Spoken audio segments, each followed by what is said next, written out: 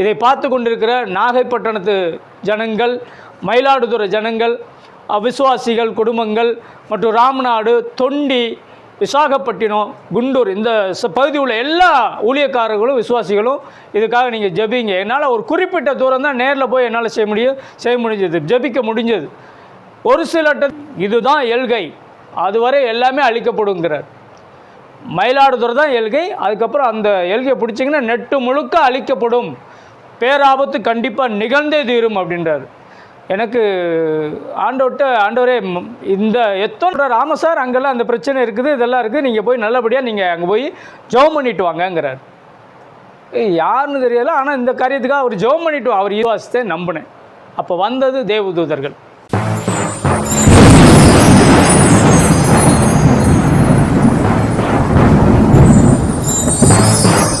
கர்த்தருடைய பரிசுத்த நாமத்திற்கு ஸ்தோத்திரம் உண்டாவதாக. இயேசு செய்த அற்புதம் என்கிற பதிவிலே 30 பதிவுகளை நான் கடந்த பதிவுகளிலே வெளியிட்டிருந்தேன். அநேக நபர்கள் அதை கண்டு பல கருத்துக்களை தெரிவித்திருந்தீங்க. உங்கள் எல்லாத்துக்கும் நன்றி தெரிவித்துக் கொள்கிறேன். சில பேர் நம்பலாம், சில பேர் நம்பாமல் இருக்கலாம். அதை பற்றி எனக்கு பிரச்சனை இல்லை. உள்ளதை உள்ளதென்றும் இல்லதை இல்லதென்றும் கூறுவது நம்முடைய கடமை, தேவனுடைய சித்தமாக இருக்கிறது. மாத்திரமல்ல, இந்த காரியங்களில் தேவனுடைய எச்சரிப்பு என்கிற பதிவில் தொடர்ந்து நான் உங்களோடு கூட இப்போ அடுத்து வர இருக்கிறதான பேர் ஆபத்துகள், எல்லினோ லாலினோ அப்படி இப்படின்னு சொல்கிறாங்க. இதெல்லாம் எனக்கு முதல்லலாம் எப்படி வரும்ன்றலாம் எனக்கு எல்லாம் தெரியவே தெரியாது. ஆனால் ஆண்டவர் சொன்ன காரியங்களை எல்லா இடங்களும் போய் நாங்கள் இந்த ஏசியா 2வது அதிகாரத்தில் உள்ள 10 முதல் 23 வரை உள்ள வசனம், வெளிப்படுத்தின விசேஷம் 9வது அதிகாரத்தில் உள்ள 13-14 வசனம், மத்தேயு 24வது அதிகாரத்தில் உள்ளதான யுத்தங்களின் செய்திகளை, அது காரியங்கள், இந்த 3 காரியங்களையும் சொல்லி இந்த தூதன் வந்து பட்டயத்தோடு வந்து எச்சரிப்பு செய்த காரியங்களை குறித்து அநேக இடங்களில் சென்று நான் எச்சரித்து கொண்டு வந்திருந்தோம். ஆண்டவர் வந்து மலைகள் தோறும் பட்டணங்கள் தோறும் என்னுடைய தேவ எச்சரிப்பை நீ வந்து என்ன செய்யணும் சொல்லணும் என்று கூறுகிறார். வேதத்தில் கூட ஏசாயா நிருபம் 52:7வது வசனத்தில் கூறப்பட்டிருக்கிறது, சமாதானத்தை கூறி நற்காரியங்களை சுவிசேஷமாய் அறிவித்து ரட்சிப்பை பிரசித்தப்படுத்தி உன் தேவன் ராஜரீகம் பண்ணுகிறார் என்று சீயோனுக்கு சொல்லுகிற சுவிசேஷகனுடைய பாதங்கள் மலைகள் மேல் எவ்வளவு அழகாக இருக்கின்றன என்று வேதத்தில் படிக்கிறோம். அப்போது தேவன் வந்து மலைகள் தோறும் பட்டணங்கள் தோறும் எச்சரிப்பை சொல்லுன்ட்டார். போய் நம்ம சொல்கிற இடங்கள் அநேகர் ஏற்றுக்கொள்ளுகிறாங்க, அதற்காக ஜெபிக்கிறாங்க, சிலர் அவமானப்படுத்தி அனுப்புகிறாங்க. அதை பற்றி நமக்கு பிரச்சனை கிடையாது. ஆனால் ஆண்டவர் வந்து ஒரு ஊருக்கு போயிட்டு வந்தோடனே அடுத்து ஒவ்வொன்றா எனக்கு சொப்பனத்தில் ஒவ்வொரு ஊராக கொடுத்துக்கிட்டே இருக்கிறார். அப்படித்தான் எனக்கு பல ஊர்கள் கொடுத்தார். ஏற்கனவே வந்து விராலிமலை பார்த்து வந்துட்டோம், மேட்டுப்பாளையம் போனோம், உதகை போனோம், இப்படி ஒவ்வொரு ஊராக போய்கிட்டு வந்திருந்த பொழுதில் லாஸ்ட்டாக விராலிமலை கூட நான் போயிட்டு வந்தது எப்படி என்ன நடந்தது என்பதை குறித்து நான் உங்களோடு கூட பகிர்ந்து கொண்டேன். இப்போ அதுக்கு அடுத்து ஆண்டவர் வருஷ நாடு போயிட்டு வர சொன்னாங்க, அதுக்கும் போயிட்டு வந்துட்டோம். அதுக்கப்புறம் சில ஊர்கள் சொன்னார், மணலி சொன்னார், நான் போகலை, தூரம் அதிகமாக இருக்குது அப்படின்றனால நான் கேள்விப்பட்டதில் சென்னைக்கு பக்கத்தில் இருக்குது அப்படின்னாங்க. அப்போ அதனால் நான் அங்கே போக முடியாத சுச்சுவேஷனில் டைம் கிடைக்கிறப்ப போய்க்கலாம் அப்படின்னு சொல்லி நான், அது ஒரு கடலோர பகுதின்னு வேறு சொன்னாங்க. அப்போ கடலோர பகுதியெல்லாம் ஆண்டவர் போக சொல்கிறாங்க முதல்ல. அதுக்கப்புறம் தொண்டி போக சொன்னாங்க. ஏற்கனவே எனக்கு உதகை முதல் தொண்டி வரை தான் என்னை வந்து சாட்சியாக இருக்கும்படியாக ஆண்டவர் அழைத்திருந்தார். அதுக்கப்புறம் கன்னியாகுமரி முதல் சென்னை வரை நீ என்ன செய்யணும், என்னுடைய சாட்சியை நீ அறிவிக்க வேண்டும் என்று ஆண்டவர் சொல்லியிருந்தாங்க. எச்சரிப்பையும் கூற வேண்டும் என்று சொல்லியிருந்தாங்க. அப்புறம் கரம்பக்காடுன்னு ஒரு ஊர் சொன்னாங்க, காட்டுப்புதூர்னு ஒரு ஊர் சொன்னாங்க, தேவகோட்டை போக சொன்னாங்க, நஞ்சைய கவுண்டம்பாளையம்னு ஒரு ஊர் சொன்னாங்க, உடன்குடி, முக்குடல், அப்புறம் கன்னியாகுமரி திரும்ப போக சொன்னாங்க. இப்படி எல்லா ஊர்களும் படிப்படியாக போக சொல்லிட்டாங்க. திண்டுக்கல் ஒருக்க போயிட்டு வந்தோம், திண்டுக்கல் ஒருக்க போக சொல்லியிருந்தார் ஆண்டவர். அதுக்கப்புறம் பார்த்திங்கன்னா புளியங்குடின்னு ஒரு ஊருக்கு போக சொல்லியிருந்தாங்க, அங்கேயும் போயிட்டு வந்தோம். இப்படி எல்லா ஊர்களும் போயிட்டு வந்தாச்சு.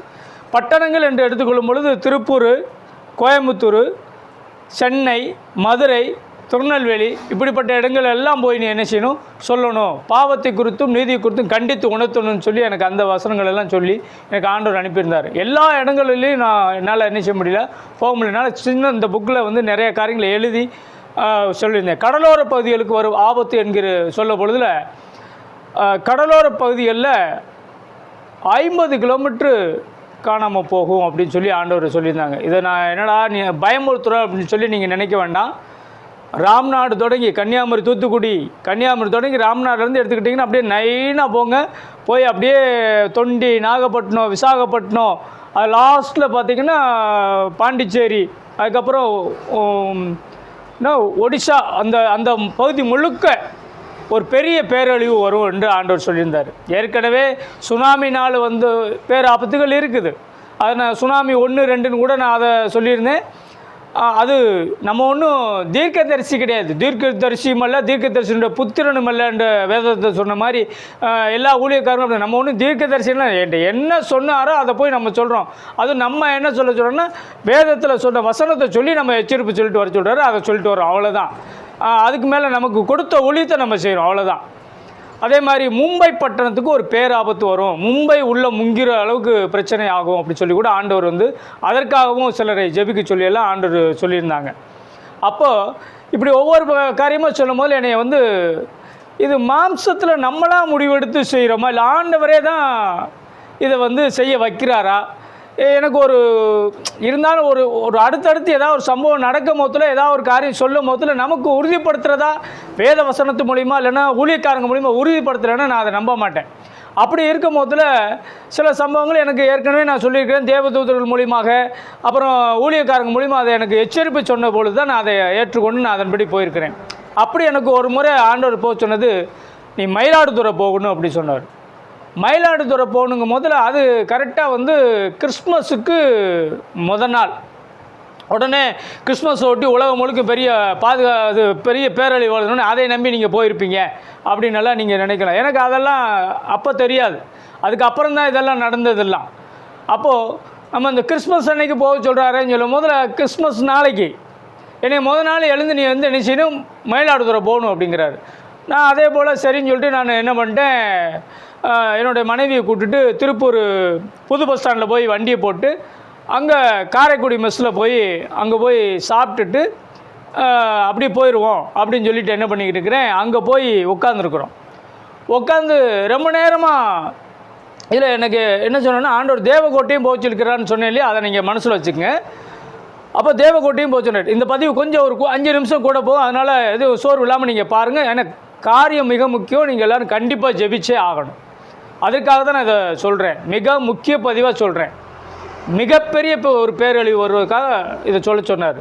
அது 50 கிலோமீட்டர் இல்லாமல் போகிறத எப்படி ஒரு நினிவே பட்டணத்துக்கு வரக்கூடியதான ஆபத்து திரும்பப்பட்டதோ, அதுபோல் யோனாவினுடைய தீர்க்கதரிசி மூலமாக சொல்லப்பட்டு அந்த ஆபத்தே திருப்பினார் இல்லையா, அது மாதிரி இந்த எச்சரிப்பை கேட்டு நீங்கள் எல்லோரும் ஜெபிச்சிங்கன்னா 50 கிலோமீட்டர் பாதிப்பு வருதோ இல்லையா, ஒரு 5 கிலோமீட்டர் பாதிப்போ இல்லை, அதுவும் இல்லாமல் போகிற அளவுக்கு அங்குள்ள ஆத்மாக்கெல்லாம் பாதுகாக்கிறதுக்கு இதை பார்த்து கொண்டிருக்கிற நாகைப்பட்டினத்து ஜனங்கள், மயிலாடுதுறை ஜனங்கள், விசுவாசிகள் குடும்பங்கள் மற்றும் ராமநாடு, தொண்டி, விசாகப்பட்டினம், குண்டூர் இந்த பகுதி உள்ள எல்லா ஊழியக்காரர்களும் விசுவாசிகளும் இதுக்காக நீங்கள் ஜெபிங்க. என்னால் ஒரு குறிப்பிட்ட தூரம் தான் நேரில் போய் என்னால் செய்ய முடிஞ்சது, ஜெபிக்க முடிஞ்சது.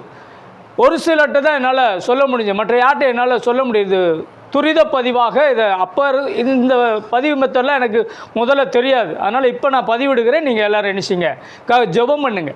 மயிலாடுதுறை போக சொல்லும்போது நான் அந்த இதை தேவன் தான் எனக்கு உறுதியாக சொல்கிறாரா என்பதை நான் உறுதிப்படுத்துறதுக்காக நாங்கள் சந்தேகம் இருந்துக்கிட்டே இருந்தது.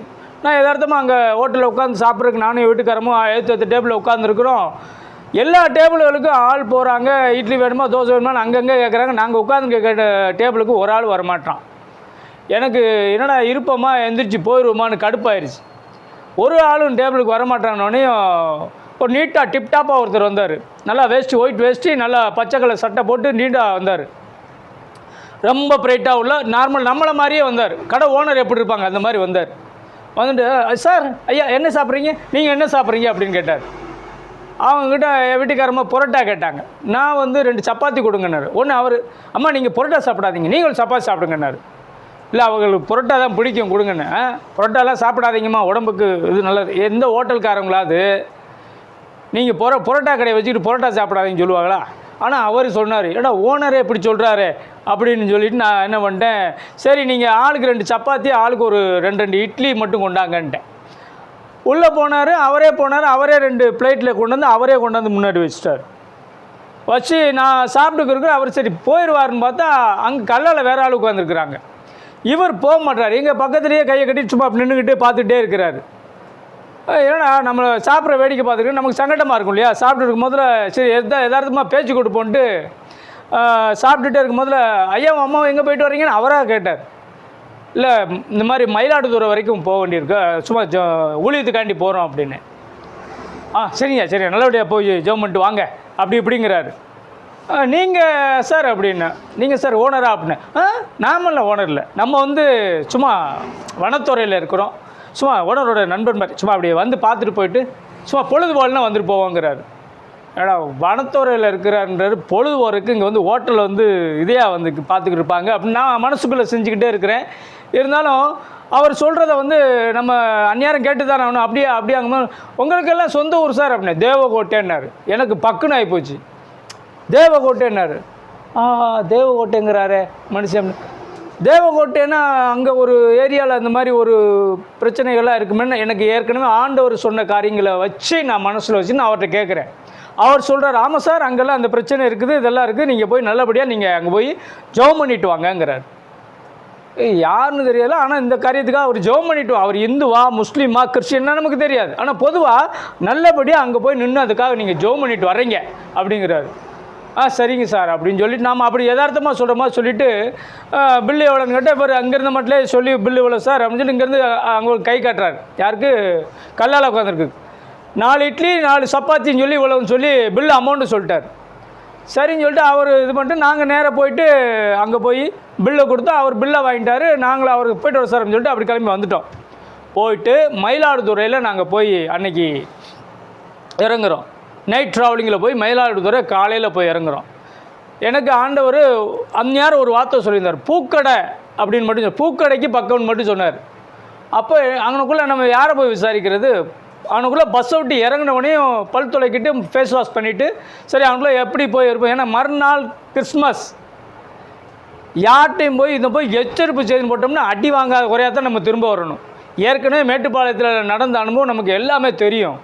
அப்படி இருக்கும் போதில் மறுநாள் கிறிஸ்மஸ் என்ன சொல்கிறது, யார்கிட்ட போய் சொல்கிறது, இதை போய் எச்சரிப்பாக சொன்னோம்னா சொல்லப்போனால் ஓட ஓட விரட்டிடுவாங்க அப்படின்னு சொல்லிட்டு நான் என்னடா சொல்லணும் அப்படியே போகிறேன். அவனுக்குள்ளே பூக்கடை எங்கே இருக்குன்னொடனே அவங்க ஒரு ஏரியா சொல்கிறாங்க. நான் அங்கே போனேன். போகும்போதில் அந்த இடத்துலன்னு இங்கே சர்ச்சு எங்கே இருக்குன்னு கேட்குறேன். டக்குன்னு ஒரு சர்ச்சை கட்டினாங்க. நான் அப்படி சந்து உள்ளே போய் வந்தால் ஒரு சந்து. அங்கே போனால் மறுநாள் அந்த அந்த கிறிஸ்மஸ்க்கு 3 நாள் அவங்க என்ன பண்ணுறாங்க, டெக்கரேஷன் பண்ணிக்கிருக்காங்க. கிட்டத்தட்ட சர்ச்சு விசுவாசிகள் 20-25 பேர் அப்படியே தோரணமெல்லாம் கட்டி டெக்கரேஷன் பண்ணிக்கிறாங்க. பாஸ்டர் ஒயிட் அண்ட் ஒயிட்டில் இருக்கிறாரு. அப்படி ஜாண்டிக்கா நிற்கிறார், நின்று அப்படி இப்படின்னு இருக்கிறார். அவர்கிட்ட போய் நம்ம என்ன சொல்கிறது, சோத்திரம் யா அப்படின்னோம். வாங்க வாங்க வாங்க அப்படின்னாரு. நீங்கள் ஏன் எங்கேருந்து வரீங்க? நான் அந்த மாதிரி பல்லடத்துலேருந்து வர்றோம்யா, ஆண்டவர் அனுப்பிச்சு வந்தோம் அப்படின்னேன். ஆண்டவர் அனுப்பிச்சு வந்தாரா? சரி வாங்க வாங்க வாங்கன்னு சொல்லி நேராக அவர் ஆஃபீஸ் ரூமுக்கு உள்ளே கூப்பிட்டு போயிட்டார். கூப்பிட்டு போய் இன்றைக்கி நம்ம என்ன வசவு வாங்க போகிறோமோ தெரியலையே அப்படின்ட்டு சொல்லிட்டு அப்படியே திருன்னு முடிச்சுக்கிட்டு என்னன்னு சொல்லி ஏன் அந்த மாதிரி இப்படி சொல்லி விட்டாங்கன்னு சொல்லி மொத்தம் பெருசாலாம் சொல்லலை, லீனாலாம் சொல்லலை, ஷார்ட்டாக சொன்னேன். ஒரு எச்சரிப்பு காரியமாக ஒவ்வொரு இடங்களாக என்னை ஆண்டவர் அனுப்புவாருங்கயா, ஒவ்வொரு இடமா நான் போய் சொல்லுவேன். அப்படிங்கும் போதில் இங்கே அனுப்பிச்சி விட்டார். அதுவும் நாளைக்கு கிறிஸ்மஸ்னால நான் சொல்கிறதுக்கு பயந்துக்கிட்டு சொல்கிறேன், இருந்தாலும் இந்த காரியங்களுக்காக நீங்கள் ஜெபிக்கிறீங்க அப்படின்னாரு. ஒரு முக்கியமான பதிவு நான் இதில் சொல்கிறேன். ஆண்டவர் மயிலாடுதுறையிலேருந்து நாங்கள் பக்கத்தில் தானே ஆண்டவர் நாகப்பட்டினம் கடற்கரை ஓரம்னு நமக்கு தெரியுமே, கடற்கரை ஓரம்னு தானே நான் அங்கே போகிறேன் அப்படிங்கிறேன். நீ அது போகக்கூடாதுன்றார். என்ன ஆண்டவரே இப்படி சொல்கிறீங்க அப்படிங்கும் போதில் எல்கை இனிமேல் இது மயிலாடுதுறையாக தான் இருக்கும் அப்படிங்கிறார். இதுதான் எல்கை, அதுவரை எல்லாமே அழிக்கப்படுங்கிறார். மயிலாடுதுறை தான் எல்கை. அதுக்கப்புறம் அந்த எல்கையை பிடிச்சிங்கன்னா நெட்டு முழுக்க அழிக்கப்படும், பேராபத்து கண்டிப்பாக நிகழ்ந்தே தீரும் அப்படின்றார். எனக்கு ஆண்டவரே இந்த எத்தனை ஆத்துமாக்கள், எத்தனை லட்சக்கணக்கான ஆத்துமாக்கள் இருக்கிறாங்க, இப்படி அழிப்பேன்னு சொல்கிறீங்களே, இது பேராபத்து வர்றதுக்கு என்ன காரணம்? முதல்ல அங்கே உள்ள சில காரியங்கள் எல்லாம் ஆண்டவர் சொல்லி இந்தந்த காரியங்கள்னால தான் பேராபத்து நிகழப் போகிறது, சம்பவிக்கும்னு சொல்கிறாரு. ஆண்டவரே எனக்கு எப்படியாவது நீங்கள் அங்கே போய் நின்று எனக்கு ஜெபிச்சு அந்த மக்களுக்கு யாருக்காவது சொல்கிறதுக்கு எனக்கு வாய்ப்பு கொடுக்கணும்னு சொல்லிட்டு ஜெபிக்க, நீ சொன்ன செயலை மட்டும் சொல்லிவிட்டு நீ திரும்பி பார்க்காம வா அப்படின்னு சொல்லிட்டு அங்கேயே சிலுவை போட்டு நடந்து மயிலாடுதுறை உள்ள சிலுவை போட்டு நடந்துட்டு பாலம் மேலே ஏறி அங்கிட்டும் போயிட்டு திரும்ப இங்கிட்டு திரும்ப வந்து இந்த இடமெல்லாம் நடந்துட்டு திரும்ப பஸ் ஏறி வந்துட்டோம். அன்னைக்கு திரும்ப வரும்போது அப்படியே வந்து வரும் மொத்தத்தில் அதே ஹோட்டலில் வந்து திரும்ப வந்து நைட் சாப்பிட்றதுக்கு காலையில் சாப்பிட்றதுக்கு வந்து உட்காரோம். உட்காந்துறதுக்கு சாப்பிட்றதுக்கு உட்காந்தா அன்னைக்கு ஒரு ஆள் வரல. ஏன்னா நைட் சாப்பிட்டோம், திரும்ப வந்து சாப்பிட்றதுக்கு உட்காந்துருக்கோம், பசி உயிரை வாங்குது, வரலையேன்னு சொல்லி உட்காந்து பார்த்தா அவரை காணோம். ஆள் நேற்று இருந்து வரை காணோம். புதுசாக இன்னொரு ஆள் வந்தாங்க, அவங்க பரிமாறினாங்க. நாங்கள் சாப்பிட்டோம். சாப்பிட்டுட்டு பில்லு கொடுக்க போனோம். பில்லு கொடுக்க போகிற இடத்துல பார்த்திங்கன்னா ஓனர் உட்காந்தார். இந்த ஆளை காணோம், நேற்று பார்த்த நபரை காணோம். சார் நேற்று ஒரு ஒயிட் வேஸ்ட் சட்டி பச்சை சட்டி போட்டிருந்து நீட்டாக ஒருத்தர் இருந்தார் இல்லையா, ஆள் பார்க்க இராணுவத்தில் இருந்த மாதிரி இருந்தார். வனத்துறையில் இருக்கிறா சொன்னார், உங்கள் ஃப்ரெண்டு மாதிரி சொன்னார். அவர் எங்கே சார்ன்னு கேட்டேன். அவர் அப்படியே பார்த்தார், நம்மளை பைத்தியக்காரனாகவே பார்த்தார். அப்புறம் அப்படின்னாரு, சார் இல்லை சார் நேற்று டேபிள் 4 சப்பாத்தி 4 இட்லி கூட சொல்லி அங்கேருந்து சொன்னார்ல சார் அப்படின்னா. சார் என்ன சார் வனத்துறையில் இருக்கவங்கெல்லாம் இப்படி சார் இங்கே வருவாங்க, என்ன சார் இப்படி கேட்குறீங்க, சும்மா இருங்க சார், பேசாட்டு போங்க சார் அப்படின்னாரு. சார் இல்லை சார் நேற்று இந்த மாதிரி சொன்னாங்க, நேற்று நாங்கள் வந்து இருக்க போகிறோம், நீங்கள் கூட இதெல்லாம் வாங்கினேன். அப்படியே இல்லை சார், நீங்கள் வேறு பில்லை கொடுங்க சார், போங்க சார் அப்படின்னு சொல்லிட்டு என்ன பண்ணிட்டார், பில்லை வாங்கிட்டு கம்முன்னு விட்டார். நாங்களும் சரி ரைட்டு, அதுக்கு மேலே ரொம்ப நோண்டக்கூடாதுன்னு சொல்லிட்டு கம்முன்னு வந்துட்டோம். அதுக்கப்புறம் பார்த்திங்கன்னா ஆண்டவர் போக சொல்கிற எல்லா ஏரியாவுக்கும் நான் அதே ஹோட்டலு, ஒரு உதாரணம் சொல்கிறேன்ல, சத்தியமங்கலத்தில் தான் அடுத்து நான் மிஷினரியில் ஜாயின் பண்ணி அங்கே போனேன். அதே ஹோட்டலில் எத்தனையோ முறை நாங்கள் சாப்பிட்ருக்குறோம். அவரை பார்க்கவே முடியல. ஏற்கனவே நான் உங்கள்கிட்ட சொல்லியிருக்கிறேன், மதுரையில் ஒரு தூதன் இஞ்சி மரப்பா மிட்டாய் விற்றுட்டு வந்தவர் வந்து அவர் அதுக்கப்புறம் அந்த மாதிரி ஒரு ஆளே கிடையாதுன்னு சொல்லி அங்கே எத்தனையோ முறை நாங்கள் போயிட்டு வந்தோம். அப்போவும் என்ன செய்ய முடியல, அவரை பார்க்க முடியல. இது 2வது முறையாக இப்படி ஒரு சம்பவமாக நடந்தது. கர்த்தர் நீங்கள் ஆதியாகமம் 32:1 படித்து பார்த்தீங்கன்னா, யாக்கோபு பிரயாணம் பண்ணுகையில் வழிநடிகளும் தேவதூதர்களை சந்தித்தான் அப்படின்னு இருக்கு இல்லையா. அப்போது அந்த வசனம் வந்து எனக்கு என்னுடைய வாழ்க்கையில் ரொம்ப முக்கியமாக அது நடந்துக்கிறக்க நான் விசுவாசத்தை நம்பினேன். அப்போ வந்தது தேவதூதர்கள் உறுதிப்படுத்தினாங்க, தேவகோட்டை ஒன்று உண்டு, அங்கே இந்த பிரச்சனை இருக்குதுன்னு என்கிட்ட என்ன அந்த பிரச்சனை குறித்து சொன்னார், அதே பிரச்சனை அவர் என்கிட்ட சொல்லி இதுக்காக அங்கே ஜெபிங்கன்னு சொல்லியிருந்தாருன்னா அப்போ உறுதிப்படுத்துகிறாதான் அர்த்தம். அவர் கரெக்டாக சொன்னார். இப்போ நான் நம்பி விசுவாசித்தேன். அதே போல் அடுத்து அங்கே போனேன்னா அப்புறம் என்னென்ன நடந்ததுன்றதை நான் அடுத்த பதிவில் நான் உங்களுக்கு வெளியிடுகிறேன். கர்த்தர் தாமே உங்களை ஆசீர்வதிப்பாராக, பாதுகாப்பாராக. ஆமென்.